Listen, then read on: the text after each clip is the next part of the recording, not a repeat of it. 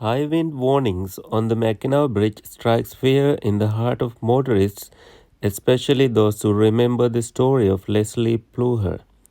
Pluher, 31, a waitress from Royal Oak, was speeding across the bridge in her 1987 Yugo on September 22, 1989, when 48 mile per hour wind gusts caused her to lose control and plunge off the 5-mile suspension bridge to her death.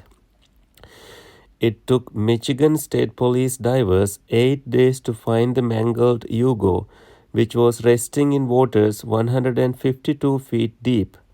Investigators said Pleurer had been traveling more than 60 miles per hour but couldn't determine what made her car veer.